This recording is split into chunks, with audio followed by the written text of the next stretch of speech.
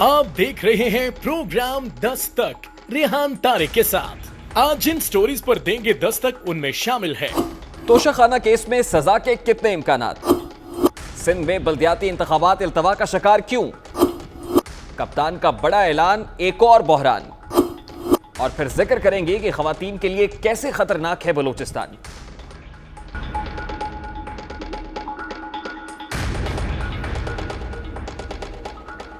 अस्सलाम वालेकुम, मैं हूं रेहान तारिक और आप देख रहे हैं दस्तक। इस्लामाबाद की एहतसाब अदालत ने तोशाखाना रेफरेंस में साबिक सदर आसिफ जरदारी और साबिक वजीर आजम सैयद यूसुफ रजा गिलानी पर फर्द जुर्म आयद कर दी है, जबकि साबिक वजीर आजम नवाज शरीफ को इश्तिहारी करार देते हुए दायमी वारंट भी जारी कर दिए गए हैं। आज की समाअत के दौरान एहतसाब अदालत के जज सैयद असगर अली की जानिब से यह भी कहा गया कि आसिफ अली जरदारी और यूसुफ रजा गिलानी के खिलाफ फर्द जुर्म आयद की जाती है। अदालत के पूछने पर बताया गया कि आसिफ जरदारी और यूसुफ रजा गिलानी ने सहत जुर्म से इनकार किया है। समाअत के दौरान यूसुफ रजा गिलानी के वकील ने अदालत को बताया कि वजीर आजम को इख्तियार हासिल होता है कि असम्बली की मंजूरी दे दे। यूसुफ रजा गिलानी ने रोस्टम पर आकर कहा कि कभी भी कवायद ज़वाबित के खिलाफ काम नहीं किया है। एहतसाब अदालत ने तोशाखाना रेफरेंस में साबिक वजीर आजम नवाज शरीफ को भी इश्तिहारी करार देते हुए उनके दायमी वारंट जारी किए और 7 रोज में उनकी जायदाद की तफसीलात भी तलब कर ली हैं। प्रोग्राम में आगे बढ़ने से कबल ये तोशाखाना क्या है, तोशाखाना रेफरेंस असल में है क्या, और फिर इस रेफरेंस में कब कब क्या हुआ, ये आपके सामने रखता है। तोशाखाना कैबिनेट डिवीजन के अंदर एक ज़ेली इदारा है जहां वज़ीर आज़म, सुदूर और मुख्तदर शख्सियात को दिए जाने वाले तहाइफ रखे जाते हैं। अगर किसी सरबराह ममलिकत या चीफ एग्जीक्यूटिव को किसी दूसरे मुल्क के सदर या चीफ एग्जीक्यूटिव की तरफ से 10 लाख रुपए तक मालियत का तोहफा मिलता है तो वो इसे अपने पास रख सकता है, लेकिन अगर इस तोहफे की कीमत 10 लाख से जायद हो तो इसे तोशाखाना में जमा कराना लाजमी होता है। लेकिन पाकिस्तान में इससे बिल्कुल बरक्स होता रहा है।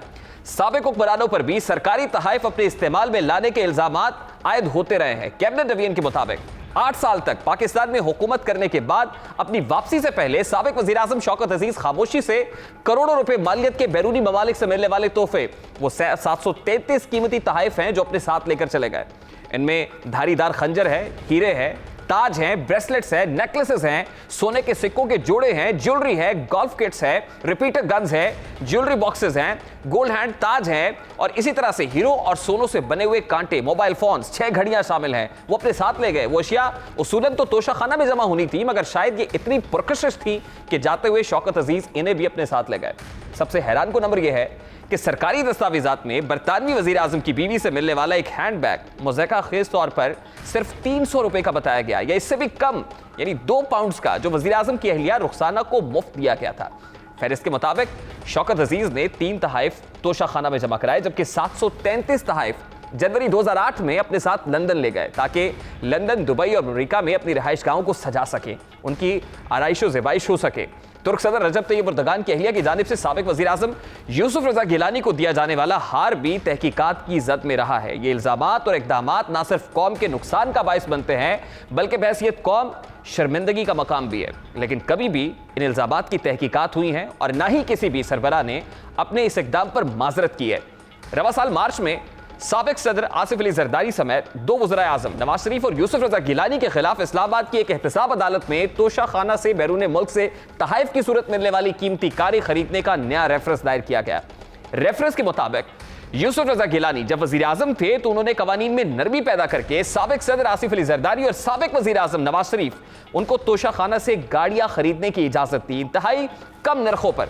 नैब ने दावा किया है कि आसिफ जरदारी ने गाड़ियां तोशाखाना में जमा कराने की बजाय खुद इस्तेमाल की। उन्होंने अवामी मफाद पर ज़ाती मफाद को तरजीह दी। रेफरेंस के मुताबिक अगरचे नवाज शरीफ ने जब यह खरीदारी की तो अवामी उहदेदार नहीं थे, वो वजीर आजम नहीं थे, तहम उन्होंने उस वक्त के वजीर आजम से मिली भगत करके कौमी खजाने को नुकसान पहुंचाया है, लिहाजा वो भी बदउनवानी के मुर्तकिब करार पाए हैं। नवाज शरीफ को 2008 में बगैर कोई दरखास्त दिए तोशाखाने से गाड़ी दी गई। इस रेफरेंस के मुताबिक नवाज शरीफ ने यूसुफ रजा गिलानी की मिली भगत से अपने लिए 15% अदायगियां करके तोशाखाना से गाड़ियां खरीदी हैं। नैब ने पीपल्स पार्टी और मुस्लिम लीग नून की मरकजी क़यादत पर बददियानती और बदउनवानी जैसे इल्जामात आयद करते हुए मौक़िफ़ इख्तियार किया है कि मुल्ज़िमान का कानून के मुताबिक ट्रायल करके सख्त से सख्त सजा सुनाई जाए। 2 मार्च को आसिफ अली जरदारी, नवाज शरीफ और यूसुफ रजा गिलानी के खिलाफ रेफरेंस दायर हुआ। 15 मई को एहतसाब अदालत ने तलबी का नोटिस इरसाल किया। अदालत में समाअत के लिए 29 मई की तारीख तय की गई। 11 जून को मुकदमे में साबिक वजीर आजम या नवाज शरीफ के नाकाबिले जमानत वारंट गिरफ्तारी जारी कर दिए गए। इस तरह 30 जून को आसिफ अली जरदारी के वारंट गिरफ्तारी जारी हुए। 7 जुलाई को एहतसाब अदालत ने साबिक वजीर आजम नवाज शरीफ की तलबी का इश्तहार जारी किया, जबकि इसी केस में साबिक सदर आसिफ अली जरदारी के वारंट गिरफ्तारी जारी हुए। 17 अगस्त को नवाज शरीफ ने समाअत मुलतवी करने की दरखास्त दी, जो मंजूर कर ली गई। आज साबिक सदर आसिफ अली जरदारी अदालत में भी पेश हुए। अदालत में पेशी के बाद आसिफ अली जरदारी ने सहाफियों से गैर रस्मी गुफ्तगू भी की और फर्द किए जाने पर कहा कि हम पहले भी सुरखरू होते रहे हैं और अब भी होंगे। दौरान गुफ्तगू नवाज शरीफ को इश्तिहारी करार दिए जाने से मुतालिक सवाल पर उन्होंने कहा कि नवाज शरीफ अपने जिम्मेदार खुद हैं, इस तरह तो होता इस तरह के कामों में। आज एक बार फिर chairman People's Party Bilawal Bhutto Zardari ने नैब और एहतसाब अमल को शदीद तनकीद का निशाना बनाया है। वो क्या कह रहे थे, जरा उसकी एक झलक भी देख लीजिए। सदर पाकिस्तान का साबिक सदर को इस्लामाबाद के नैब के अदालतों में घसीटा जा रहा है। ये तो टीवी पे तो अरबों खरबों रुपए का कह के आपको बदनाम तो करते हैं। तोशा खाना केस का मतलब है ये ऐसा ही होता है जैसे हमारा गांव में कोई ऐसे जो जुल्म करते हैं वो जाली इल्जाम लगा के ये ऐसा आप ये मजाक बंद करे। ये किस किस्म का मजाक है? हमें वाज़ेह नजर आ रहा है कि नया पाकिस्तान में एक नहीं 2 पाकिस्तान है। जैसे सदर जरदारी से JIT भी बनाया, एक पूरा सिलसिला चला। अगर इस मुल्क में एक कानून है सब के लिए तो वजीर आजम समेत उनके ऊपर JIT कब बन रहा है, उनका नैब का गिरफ्तारी कब है? पैनामा तो नवाज शरीफ के साथ शुरू खत्म नहीं होता है ना। पाकिस्तान में अगर 2 नहीं 1 कानून है तो हम सबको एक ही किस्म का जवाब देना पड़ेगा। बिलावल भुट्टो जरदारी की नजर में तोशाखाना केस की कोई कानूनी हैसियत नहीं है, लेकिन सवाल ये जन्म लेता है कि क्या वाकई ये केस इतना अहम नहीं है? केस में नवाज शरीफ को इश्तिहारी करार दे दिया है। उनकी पाकिस्तान वापसी के लिए क्या इकदामात हुकूमत कर सकती है? चंद रोज कबल इस्लामाबाद हाई कोर्ट ने साबिक वजीर आजम नवाज शरीफ को सरेंडर करने के लिए 9 रोज की मोहलत दी थी, जो आज खत्म हो रही है। लेकिन आज ही साबिक वजीर आजम नवाज शरीफ ने सरेंडर करने के अदालती हुक्मनामे पर नजर सानी की दरखास्त भी दायर कर दी है। दायर दरखास्त में इख्तियार किया गया है कि इस वक्त पाकिस्तान आकर सरेंडर करना मुमकिन नहीं है। नवाज शरीफ की दरखास्त के साथ मेडिकल रिपोर्ट्स को भी मुंसलिक किया गया है। दरखास्त में कहा गया है कि मजाज नुमाइंदों के जरिए अपीलों पर समाअत की कार्रवाई आगे बढ़ाने की इजाजत दी जाए। साबिक वजीर आजम की जानिब से दायर दरखास्त में यह भी कहा गया है कि बयान हल्फी में तय हुआ था कि हुकूमत पहले मेरी सेहत का पता करेगी, लेकिन वफाकी हुकूमत ने इससे मुतालिक जरा कोशिश ही नहीं की। नवाज शरीफ की दरखास्त में कहा गया है कि वफाकी हुकूमत के पास मेरी सेहत से मुतालिक कोई मुस्तरद मालूमात नहीं है। डॉक्टर्स ने भी ऐसा कोई सर्टिफिकेट नहीं दिया है कि वापसी के सफर के लिए फिट हों। मज़कूरा दरखास्त के साथ नवाज शरीफ की मेडिकल रिपोर्ट्स भी मुंसलिक की गई हैं, जिसमें बरतानिया से ताल्लुक रखने वाले कंसल्टेंट डॉक्टर के दस्तखत भी मौजूद हैं। सवाल ये जन्म लेता है कि नवाज शरीफ की वतन वापसी के लिए हुकूमती इकदामात किस हद तक संजीदा हैं। अगर हुकूमत नवाज शरीफ की वतन वापसी के लिए संजीदा है तो फिर मुस्लिम लीग नून के पास कौन से ऑप्शंस हैं? पाकिस्तान मुस्लिम लीग नून से इन सवालात के जवाब जानने की कोशिश करेंगे, लेकिन इस केस के कानूनी पहलुओं पर बात करने के लिए इस वक्त मुमताज माहिर कानून जस्टिस रिटायर्ड रशीद रिजवी हमारे साथ मौजूद हैं। बहुत बहुत शुक्रिया रिजवी साहब आपके वक्त के लिए। सबसे पहले तो ये कहिएगा कि एहतसाब अदालत ने साबिक वजीर आजम नवाज शरीफ को इश्तिहारी करार दे दिया है। इस केस में ना तो नवाज शरीफ खुद हाजिर हुए हैं, ना ही उनके वकील पेश हुए हैं, बल्कि एक दरखास्त इस्लामाबाद हाई कोर्ट के अंदर पेंडिंग है और उसकी समाअत भी कल होने जा रही है। ये बताइएगा कि साबिक वजीर आजम को इस्लामाबाद हाई कोर्ट से रिलीफ मिलने के कितने इम्कानात आपको दिखाई देते हैं? सबसे पहली बात तो यह है कि नैब कोर्ट ने पता नहीं 87-88 CRPC की प्रोसीडिंग्स कंप्लीट की है नहीं की। उसमें उन्हें एब्सकॉन्डर डिक्लेयर करने से पहले पब्लिक जो है नोटिस इशू करना पड़ता है। जो आप कह रहे हैं इस हवाले से जो नैब कोर्ट ने किया वो ये हुआ कि 40 रोज पहले एक इश्तिहार जारी किया गया जिसमें कहा गया कि नवाज शरीफ साहब खुद को सरेंडर कर दे, लेकिन नवाज शरीफ साहब ने वहां से इस्लामाबाद हाई कोर्ट से रुजू कर लिया। उनके वकील जो है जहांगीर जदूद साहब इस्लामाबाद हाई कोर्ट गए और उन्होंने दरखास्त दायर कर दी कि क्योंकि वो बीमार है इसलिए पेश नहीं हो सकते, इसलिए हाजिरी से उनको इस्तिस्ना दिया जाए। तो ये मामला है सर। अगर एक दफे वकील अपीयर हो गया तो उन्हें यह केस सीरियसली लेना था, अपनी प्रेजेंस इंश्योर करनी थी थ्रू एडवोकेट, एग्जामिशन की एप्लीकेशन डालते, परमानेंट एग्जामिशन की डालते, 6 महीने की एग्जामिशन की डालते। लेकिन ये मैं समझता हूँ कि उन्होंने कहा नेग्लिजेंस है ये। तो रिजवी साहब जब दायमी वारंट गिरफ्तारी जारी हुए हैं तो इस हवाले से अब नैब के पास साबिक वजीर आजम नवाज शरीफ को गिरफ्तार करने के, उनको वापस लेके आने के कानूनी ऑप्शंस क्या मौजूद है सर? वहाँ पे बड़ा रूल ऑफ लॉ और इन चीज़ों को बड़े वो अक्यूज के राइट्स को बड़ा अहमियत देते हैं। तो उसमें पाकिस्तान नैब को फुली प्रिपेयर होना पड़ेगा, इस सिलसिले में पूरी तैयारी से जाना पड़ेगा। अब वारंट्स तो नैब कोर्ट के भी हो जाएंगे, इस्लामाबाद हाई कोर्ट पता नहीं क्या करती है, डायरेक्शन ही देगी FIA को और नैब को अरेस्ट करने की। तो उन्हें इस सिलसिले में इंग्लिश लॉ को भी अब सामने रखना पड़ेगा, इसलिए कि वो उनकी टेरिटरी। और इस वक्त रीसेंट एग्जांपल्स में हमारे पास इसहाक डार साहब की एग्जांपल मौजूद है, सलमान शहबाज साहब, शहबाज शरीफ साहब के साहबजादे लंदन में मौजूद है, उनके दामाद अली इमरान साहब लंदन में मौजूद हैं, वो भी एब्सकॉन्डर है, उनको भी अभी तक वापस लाने के लिए कोई इकदाम नहीं हो सके हैं। तो इस प्रीव्यू के अंदर क्या साबिक वज़ीर आज़म नवाज शरीफ को कानूनी तौर पर वापस लाना इतना आसान होगा? फिर देखिए, अभी तक जो कुछ भी मेरे जो नॉलेज है इस केस के सिलसिले में नवाज शरीफ साहब की, वो ये है कि नैब का सिर्फ अभी तक अप्रोच जो है वो उनकी डिपार्टमेंट, सरकारी डिपार्टमेंटल तक है। वो किसी कोर्ट या कहीं कचहरी में नहीं गए हैं उनकी वापसी के लिए, और वो उसी में थक हार के बैठ गए हैं। मैं समझता हूँ नैब की टीम को एक्टिवेट करना पड़ेगा और कुछ अच्छे लोग, कुछ पढ़े लिखे लोग आने पड़ेंगे। बड़े अनट्रेंड IOs हैं, अनट्रेंड प्रोसिक्यूटर्स हैं, इन्होंने भर्ती किए हुए हैं। तो ये जो वहाँ पे डिफेंस लॉयर्स की कैलिबर होता है उसको मैच नहीं कर पाते, इसलिए वो लोग आ नहीं पा रहे हैं। हालांकि मैं देखता हूँ और भी केसेस पाकिस्तानियों के चल रहे हैं, वहाँ पे वो उनको ले आते, अमेरिका ले जाता है उठा के उनको, ये अपने मुल्क नहीं ला रहे वापस। अच्छा रिजवी साहब, 10 सितंबर का वक्त दिया गया था इस्लामाबाद हाई कोर्ट की तरफ से कि नवाज शरीफ साहब खुद को सरेंडर कर दें, और अगर कल कार्रवाई होती है उस पर यकीनन नवाज शरीफ साहब पेश नहीं होंगे। उन्होंने तो दरख्वास्त भेजी हुई है, पता नहीं मेडिकल रिपोर्ट्स इस हवाले से कितनी क्रेडिबल हैं, ये भी हुकूमत को पता लगाना था। अगर इस हवाले से इस्लामाबाद हाई कोर्ट भी कोई एक्शन इनिशिएट करती है, उन्हें मफरूर करार दिया जाता है, या नैब और FIA को जैसे आप कह रहे हैं कार्रवाई करने का कहा जाता है, तो it adds weight to it. यानी इससे पहले एहतसाब अदालत ने भी इस तरह के अहकाम जारी किए, उसके बाद इस्लामाबाद हाई कोर्ट कर देती है, तो फिर नवाज शरीफ साहब को कितनी मुश्किलात हो सकती हैं इस तमाम तर मामले पर? बहुत हद तक उनकी होगी। उन्हें सुप्रीम कोर्ट से ये सारे ऑर्डर, पहले तो नैब कोर्ट का ऑर्डर इस्लामाबाद हाई कोर्ट से सस्पेंड कराना पड़ेगा, और इस्लामाबाद हाई कोर्ट का ऑर्डर सुप्रीम कोर्ट से सस्पेंड कराना पड़ेगा। उनको डिफ़िकल्टी तो है, उनकी डिफेंस टीम के लिए एक बहुत बड़ा इम्तिहान आ रहा है सामने। अगला महीना बड़ा वर्किंग के लिहाज से और बड़ा मुश्किल है उनके लिए। ठीक है, बहुत बहुत शुक्रिया आपके कीमती वक्त के लिए। जस्टिस सजाद रशीद रिजवी हमारे साथ मौजूद थे, उनकी गुफ्तगू आपने सुनी। इस वक्त पाकिस्तान मुस्लिम लीग नून के मरकजी रहनुमा जावेद लतीफ़ साहब हमारे साथ मौजूद हैं, उनसे बात करते हैं। बहुत बहुत शुक्रिया जावेद लतीफ़ साहब आपके वक्त के लिए। सबसे पहले तो बड़ा सादा सा सवाल है सर कि आज तोशाखाना रेफरेंस में साबिक वज़ीर आज़म नवाज शरीफ को एहतसाब अदालत ने इश्तिहारी करार दे दिया है। साबिक वज़ीर आज़म की लंदन मौजूदगी से उनकी वतन वापस ना आने से ज्यादा नुकसान किसका हो रहा है सर? मेरा बड़ा सादा सा सवाल है आपसे।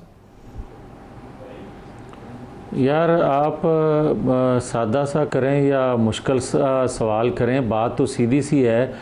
तोशाखाना है क्या? बदकिस्मती आप ये देखें कि नवाज शरीफ ने आज तक कोई वहाँ से ऐसी कोई तोहफ़ा में आई हुई चीज़ बग़ैर रूल्स के, जो कानून रूल्स इजाज़त देते हैं उसके अलावा ली हो तो बता दिया जाए, या आज तक बता दिया जाए कि ज़ियाउल हक को 200 से ज़्यादा कितने तहाइफ आए और उसने सिर्फ 88 तोशाखाना में दिए, बाकी कहाँ गए? किसी ने आज तक पूछा?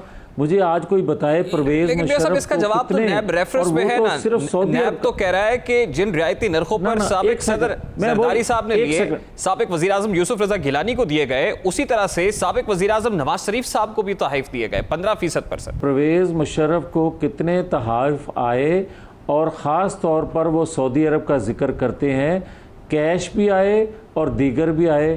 किसी एक तोशाखाने में कुछ जमा हुआ? और इसी तरह मैं अब बात करता हूँ 2008 से 2018 तक का पीरियड, ये 10 सालों को आप कंगाल रहे हैं। अगर रूल्स को फॉलो नहीं किया यूसुफ रज़ा गिलानी उस वक्त के प्राइम मिनिस्टर जो थे, तो वो जवाब देंगे। मगर मैं आपसे ये सवाल करता हूँ, जो मैं आपको अर्ज़ कर रहा था आपकी खिदमत में, कि आप 2008 से पहले भी देख लें और 2018 के बाद भी देख लें, मगर नवाज शरीफ को जिन वजूहात की बिना पर जिस वक्त यूसुफ रज़ा गिलानी ने दहशतगर्दी के दौर में वो गाड़ी बुलेट प्रूफ गाड़ी दी, अगर रूल्स को फॉलो नहीं किया गया तो ये जवाब देंगे यूसुफ रज़ा गिलानी साहब। मगर 3 दफ़ा के प्राइम मिनिस्टर ने मुझे बता दे कोई कि आज तक कोई तोशाखाना से कोई चीज़ ली हो तो आज कौम के सामने रख दी जाए। मगर बात यह है कि नैब का ये रेफरेंस बनता ही नहीं है। आप मुझे ये बताएं कि आज यूसुफ रज़ा गिलानी बिलावल भुट्टो कह रहे थे कि अगर उस वक्त उसकी कीमत कम लगाई गई है तो भाई आप हमें और कीमत डाल दें, हम देने के लिए तैयार हैं। मगर ये भी कीमत उस वक्त जो दी आसिफ अली जरदारी ने, ये तोशाखाना तय करता है, उनके रूल्स जो है वो तय करते हैं। मगर कभी किसी प्राइम मिनिस्टर ने, प्रेसिडेंट ने खुद तय नहीं की उसकी किसी की कीमत। बदकिस्मती से पाकिस्तान के अंदर जो 2 सालों के अंदर और ख़ास तौर पर और 3-4 सालों पिछलों में जो कुछ हो रहा है ये सारी कौम जानती है और कौम समझती है कि अगर किसी एक में ना पकड़ा जाए तो दूसरे में कोशिश करते हैं, दूसरे में नाकामी हो तो चौथा कोई केस खुल जाता है। यही हो रहा है तोशाखाना का भी। अच्छा मियां साहब, मेरा सवाल है सर, कैबिनेट डिवीजन के क्योंकि इंचार्ज मिनिस्टर्स थे उस वक्त यूसुफ रज़ा गिलानी साहब, तो एलिगेशन ये है कि उस वक्त रूल्स को सॉफ्ट किया गया, नंबर 1। नंबर 2, अगर आपको याद हो तो तोशाखाना के हवाले से आप ये कह रहे हैं कि क्या है, इस हवाले से तो आप मानते नहीं इस केस को, लेकिन ये इन्वेस्टिगेशंस जो है इनिशिएट हुई थी चौधरी निसार अली खान साहब जब वफाकी वज़ीर दाखिला थे, तो उनके दौर में इन्वेस्टिगेशंस तोशाखाना के हवाले से अगर आपको याद हो तो इनिशिएट की गई थी सर। तो उस वक्त भी यकीनन उनके पेश नजर होगा कि तोशाखाना क्या है सर? यार मुझे मैं आपकी खिदमत में ये अर्ज़ कर रहा हूँ कि क्या इससे पहले कभी पाकिस्तान की हिस्ट्री में वक्त के प्राइम मिनिस्टर के ख़िलाफ़ कभी GIT बनी थी? कभी आपने ये देखा था कि वक्त के प्राइम मिनिस्टर के ख़िलाफ़ आला कोर्ट से एक फ़ैसला आ जाए और फैसला देने वाले ही जो हैं वो मॉनिटर करेंगे लोअर कोर्ट को भी? कभी ऐसा आपने देखा था? सैकड़ों समातें एहतसाब अदालत की मियां साहब ने भुगती हैं, वो जाते रहे हर पेशी के ऊपर। आज जब मियां साहब नहीं आ रहे हैं तो मेरा सवाल तो बड़ा सादा सा था कि नुकसान किसको हो रहा है सर? यार आप इतने सादा नहीं हैं जितना सादा सवाल आप कर रहे हैं। आप मुझे ये बता दें कि क्या आज की रिपोर्ट्स आपने पढ़ी हैं? 2 स्टेट के डॉक्टर जो हैं, क्वालिफाइड डॉक्टर जिनकी अपनी एक क्रेडिबिलिटी है, वो क्या रिपोर्ट दे रहे हैं? और भाई इस मुल्क के अंदर प्राइम मिनिस्टर होना जुर्म बन गया है क्या? पाकिस्तानी कौम की नुमाइंदगी करना, उनकी आवाज़ बनना यहाँ जुर्म बन गया है कि अगर एक प्राइम मिनिस्टर जो है वो मर के यकीन दिलाए कि मैं बीमार हूँ, जिस तरह उनकी बेगम जो हैं उनके बारे में ये मैं क्या कहूँ इनके बारे में। तो इस वक्त अगर साबिक वज़ीर आज़म बाहर हैं तो क्या इस वजह से है कि हुकूमत विक्टिमाइज कर रही है? यानी बुनियादी तौर पर ये पॉइंट है सर कि उस विक्टिमाइजेशन से बचने के लिए इस वक्त वो लंदन में? मेरी बात पे भी आप यकीन न करें और जो हमने कोर्ट के अंदर जवाब दिया है आप उस पर भी इत्माद ना करना चाहें तो ना करें। मगर मैं आपसे सवाल करता हूं कि इन 2 सालों का हमारे दौर के साथ मुआवजा करके देख लें, जवाब आपको खुद मिल जाएगा कि उस वक्त महंगाई की शरह क्या थी, उस वक्त पाकिस्तान की मईशत का क्या आलम था, उस वक्त पाकिस्तान में गैस बिजली के रेट्स क्या थे, उस वक्त एक्सपोर्ट आपकी कहाँ खड़ी थी, उस वक्त पाकिस्तान तन्हाई का शिकार था नहीं, उस वक्त मकबूजा कश्मीर पर कब्जा हुआ था या नहीं, ये सारी चीज़ों का जवाब आपको मिल जाएगा। बिल्कुल ठीक है मियां साहब, अब हुकूमत जो है वो पॉलिटिकली विक्टिमाइज कर रही है, विच हंटिंग जारी है, वो नैब के जरिए से हो, FIA के जरिए से हो या किसी दीगर इदारे को इस्तेमाल किया जाए। अब ये सब कुछ हो रहा है जैसे कि आप फरमा रहे हैं, तो इससे बचने के लिए अगर हुकूमत जो है वज़ीर आज़म को वापस लाने के लिए इक़दाम करती है, अदालत नैब को कहती है, FIA को कहती है, किसी और इदारे को कहती है, इंटरपोल से रुजू का कहा जाता है, तो फिर साबिक वज़ीर आज़म इस केस के अंदर क्या लंदन में असाइलम मांगेंगे? फिर सर वहां पे सियासी पनाह मांगी जाएगी, दरखास्त दी जाएगी? कत्तन नहीं, ये तसव्वुर ना करें। हम परवेज़ मुशर्रफ नहीं हैं, उनका नाम नवाज शरीफ है, 3 दफ़ा का प्राइम मिनिस्टर है, जिसने पाकिस्तान के दिफा को नाकाबिले तस्खीर बनाया, जिसने पाकिस्तान की मईशत को ऊपर उठाया, जिसने दुनिया से तन्हाई, जो पाकिस्तान का तन्हा हो गया था, उससे पाकिस्तान को ये वो नवाज शरीफ छोड़ के वापस आ जाएंगे, परवेज मुशर्रफ नहीं है। वो छोड़ के वापस आ रहे थे। पाकिस्तानी कौम और मुस्लिम लीग ने, तमाम जमातों के कायदीन ने भी उनसे रिक्वेस्ट की कि अपना इलाज करवा के वापस आएं। ये है नवाज शरीफ, ये परवेज मुशर्रफ नहीं है।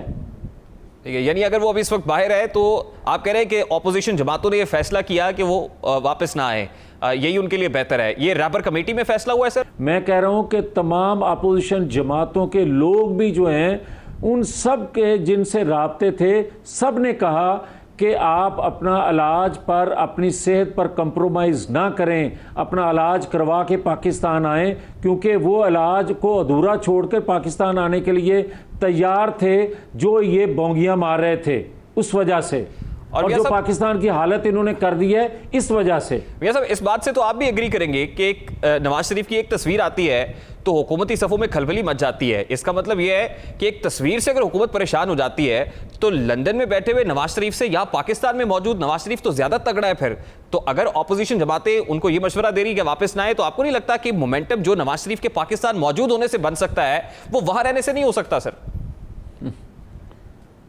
यार, मुझे ये समझ नहीं लग रही कि आप कहना क्या चाहते हो। आप मुझे ये बताओ कि एक बंदे की सेहत इजाज़त नहीं दे रही, एक बंदे की फिज़िकली ये पोजीशन नहीं है कि वो सफ़र कर सके। आप किस तरह की बात कर रहे हो? डॉक्टर क्या कह रहे हैं? या तो आप डॉक्टर हो तो मुझे ये आप बता दो, सर या मैं डॉक्टर हूं तो मैं आपको बता देता हूं। मैं तो वो मेडिकल रिपोर्ट पर जो अमेरिका के डॉक्टर, जो यूके के डॉक्टर कह रहे हैं, मैं वो बात कर रहा हूं। सर, और अगर आपको वो बात पसंद नहीं आ रही तो मुझे बता दें। मियां साहब, मेरा फिर बड़ा सादा सा सवाल है सर, जो रिपोर्ट्स वहां से आई हैं, क्या उस पर मोहर तस्दीक हुकूमत ने भी सब की है? क्योंकि अदालत ने तो कहा था कि अपना नुमाइंदा भेजा जाए, वहां पर चेक किया जाए कि क्या इस पे क्रेडिबिलिटी कितनी है मेडिकल रिपोर्ट्स। मेरी बात सुन लें, मेरी बात सुन लें। ना हम पाबंद हैं आपको यकीन दिलाने के, ना हम पाबंद हैं कि हुकूमत वक्त जो है वो उसको कबूल करती है कि नहीं। तो जो अपने बोर्ड की रिपोर्ट को कबूल नहीं करती, मेरी बात सुने ना, जो हुकूमत अपने बनाए हुए बोर्ड को तस्लीम नहीं करती, उनकी रिपोर्ट्स को, उनकी राय को तस्लीम नहीं करती, अपनी वजीर हेल्थ को की रिपोर्ट को तस्लीम नहीं करती, उससे मैं और आप क्या तवक्को रख सकते हैं? ठीक है, बहुत बहुत शुक्रिया जावेद लतीफ़ साहब आपका। मियां जावेद लतीफ़, पाकिस्तान मुस्लिम लीग नून के रहनुमा, हमारे साथ मौजूद थे। गुफ्तगू आपने सुनी। एक ब्रेक लेके जिसके बाद बात करेंगे कि सिंध में बल्दियाती इंतखाबात का इनेकाद ताखीर का शिकार क्यों है, ये बल्दियाती इंतखाबात डिले क्यों होते हुए दिखाई दे रहे हैं। इस मामले को उठाएंगे इस ब्रेक के बाद हमारे साथ।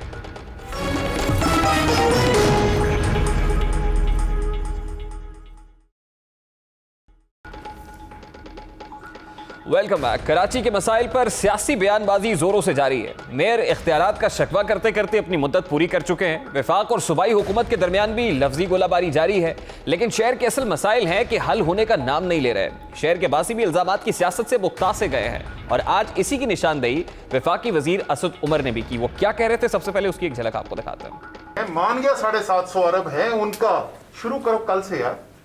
कराची इंतजार कर रहा है भाईजान।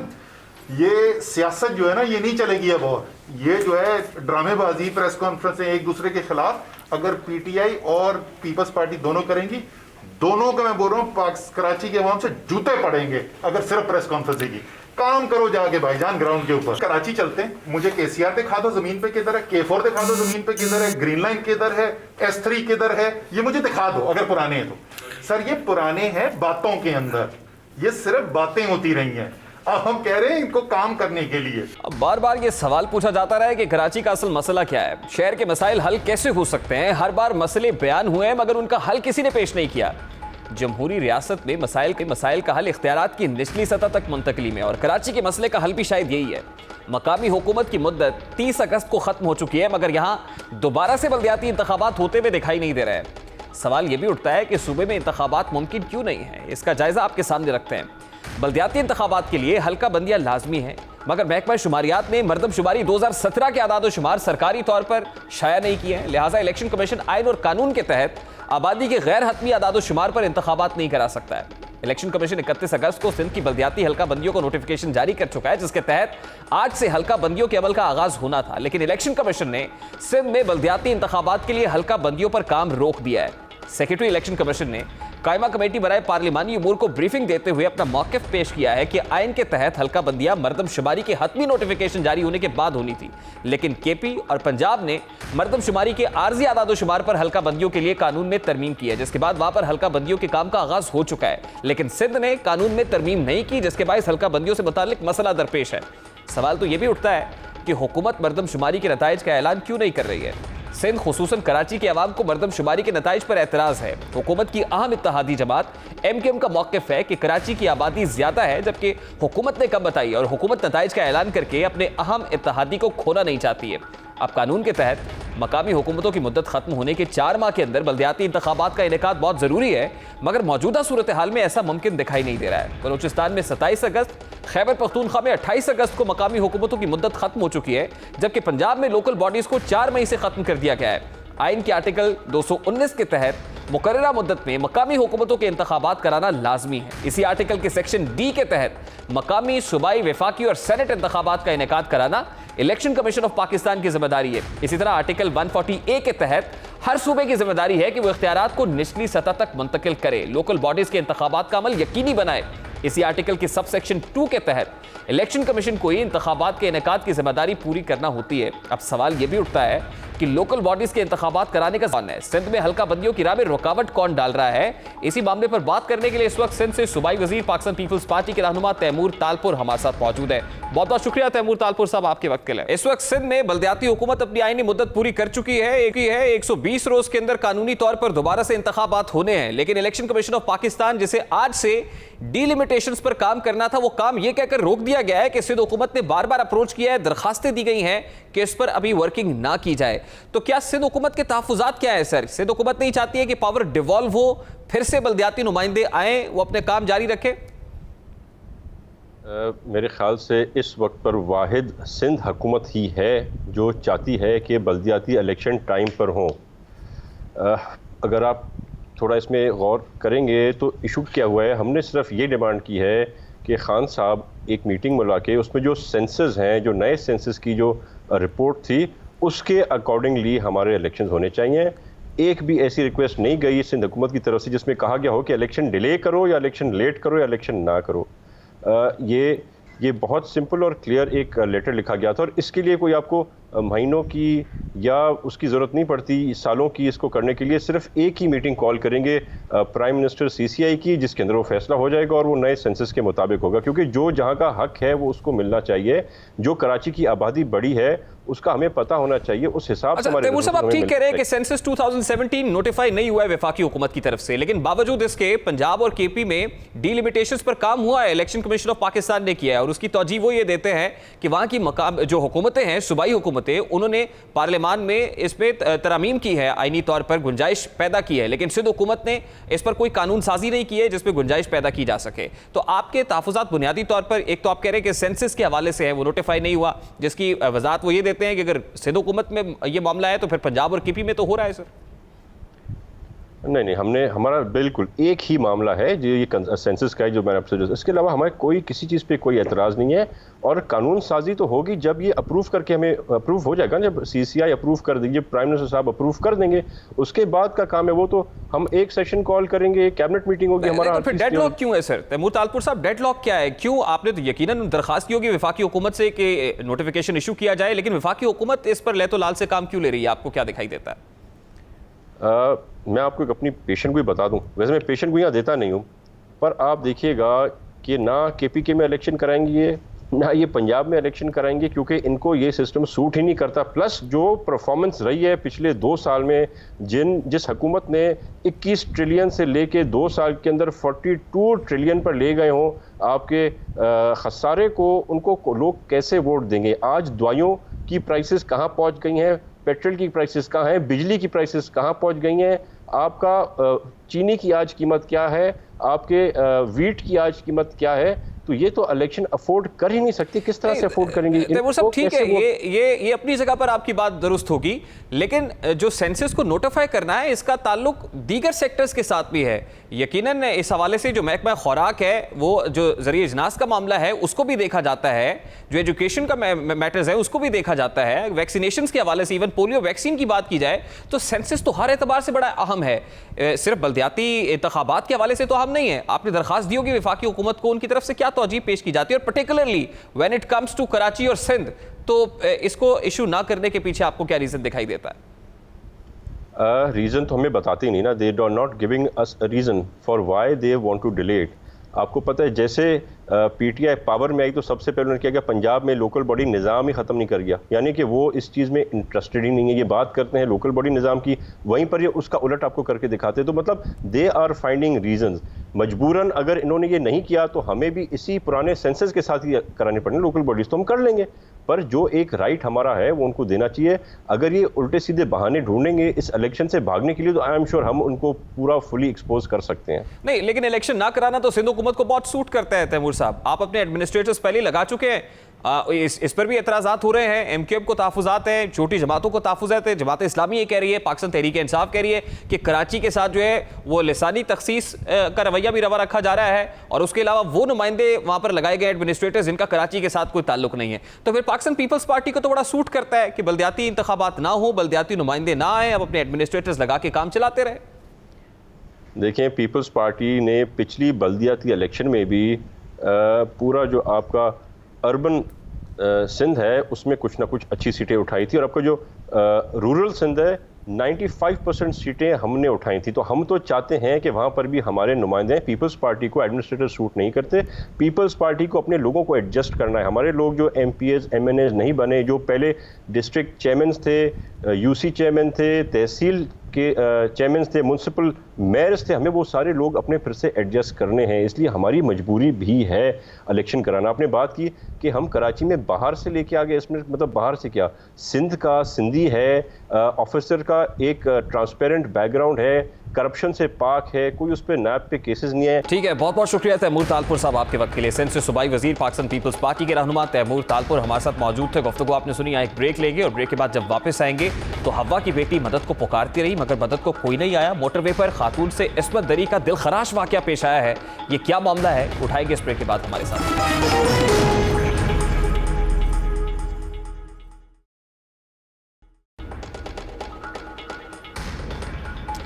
Welcome back. आज लाहौर से हवा की एक बेटी के लिए रवाना हुई। वो दुनिया की महफूज तरीन सड़क पर सफर कर रही थी। रास्ते में पेट्रोल खत्म हुआ, खातून ने गाड़ी खड़ी कर दी, गाड़ी को रोका। इस दौरान दो नामालूम अफराद आए और खातून को बच्चों समेत करीबी खेतों में ले गए। मुलजिमान ने पहले खातून को ज्यादती का निशाना बनाया और जाते हुए 1 लाख रुपए भी छीन कर फरार हो गए। पुलिस के मुताबिक वारदात के दौरान मुतासरा खातून के 2 बच्चे भी हमरा थे। अब रवा साल दौरान डकैती ज्यादती का यह दूसरा वाकया है। पुलिस ने 2 नामालूम अफराद के खिलाफ मुकदमा दर्ज कर लिया है। खातून के अहले खाना के मुताबिक इब्तिदा में पुलिस ने उनकी शिकायत पर तवज्जो नहीं दी। पुलिस कई घंटे ताखीर से पहुंची, ये फैसला करने में मसरूफ रही कि हुदूद क्या है, ये किस पुलिस स्टेशन की हुदूद में आता है, ये कौन सा थाना है जो इसकी तहकीकात करेगा। FIR की मतन के मुताबिक जो बात सामने आ रही है उसमें लिखा गया है कि वाकया मोटरवे पर रूनुमा हुआ है, लेकिन हमारे जरा ये बता रहे हैं कि रिंग रोड था और खातून यकीनन उसको मालूम नहीं था कि टेक्निकली ये रिंग रोड पर मौजूद है या फिर मोटरवे है। मोटरवे तो यकीनन एक सेफेस्ट रोड समझी जाती है पाकिस्तान के अंदर। अगर रिंग रोड के अंदर दिन दहाड़े एक खातून को गाड़ी से उतारा जाता है, उसके 2 बच्चे उसके सामने हैं, उनकी आंखों के सामने इस्मत दरी की जाती है, उस पर तशद्दुद भी किया जाता है, क्योंकि FIR के मतन में लिखा हुआ है कि गाड़ी के जो ड्राइविंग सीट के साथ दरवाज़ा था उस पर खातून के जो खून के धब्बे भी मौजूद थे। इस हवाले से भी ये बात बड़ी क्लियर हो रही है। लेकिन यकीनन ये लम्हा फिक्रिया है, अलमिया है। वो लोग जो इस हवाले से क्लेम करते हैं कि पंजाब बड़ा महफूज है, शहर लाहौर बहुत महफूज है, और जहाँ पर पुलिस में इख्तियारात की रस्साकशी इस वक्त जारी है, वहाँ दिन दहाड़े ऐसा होना यकीनन this is something very alarming. यहाँ वाक़े पर कई सवालात उठ रहे हैं। सवाल ये भी पैदा होता है कि वो सड़क जो महफूज तरीन सड़क समझी जाती है उस पर ऐसा वाक़या क्यों पेश आया है, पुलिस ताखीर से क्यों पहुंची है, सबकी हिफाजत के दावे करने वाली पुलिस एक हवा की बेटी को महफूज क्यों नहीं रख पाई है, और यकीनन वसीम अकरम प्लस को इस मामले का जवाब भी देना होगा। यहाँ पर एक जुमला जो फिक्र पर दस्तक जरूर देता है वो यही है कि ये बस्ती है मुर्दा परस्तों की बस्ती, यहां पर तो जीवन से है मौत सस्ती। अब सुबह पंजाब के दूसरे सूबे का रुख करते हैं। ये सूबा बलूचिस्तान है, जिसके हुकूक पर कराची की तरह खूब सियासत की जाती है। कानून साजों, सिविल सोसाइटी के नुमाइंदों और फिर गैर सरकारी तंजीमों के लिए काम करने वाली खवातीन ने दावा किया है कि बलूचिस्तान में दुनिया के मुकाबले में खवातीन की शरह अमवात सबसे ज्यादा है, दुनिया के मुकाबले में। उन्होंने यह भी दावा किया है कि खवातीन तालीम का फीकस, तालीमी तनासुब पूरी दुनिया के मुकाबले में बलूचिस्तान में सबसे कम है। खवातीन के हुकूक की तंजीमों के नुमाइंदों ने सूबे में खवातीन की तालीम की कम शरह पर तशवीश का इजहार किया है और कहा है कि मुतल्लिका हुकाम इस मसले को हल करने के लिए संजीदा कोशिशें नहीं कर रहा है। उन्होंने ये भी कहा है कि मुख्तलिफ वजूहात की बिना पर लड़कियों की एक बड़ी तादाद स्कूल छोड़ देती है, यानी ड्रॉप आउट रेशियो बहुत ज़्यादा है। उनके लिए मिडिल स्कूल की कोई सहूलत नहीं है। यही नहीं है, बल्कि तालीमी इदारों में दाखिला लेने के लिए उन्हें दूर दराज इलाकों और शहरों का सफ़र करना पड़ता है, जबकि उनके पास स्कूलों या कॉलेजेस में जाने के लिए ट्रांसपोर्ट की सहूलत भी मैसर नहीं है। ये जैसा बड़ा सूबा हो या फिर बलूचिस्तान हो, वहाँ पर हवा की बेटी को जिन मसाइल का सामना है वो आपके सामने है। ये तो था आज का दस्तक। आपसे मुलाकात होगी कल। अपना रखिएगा ख्याल।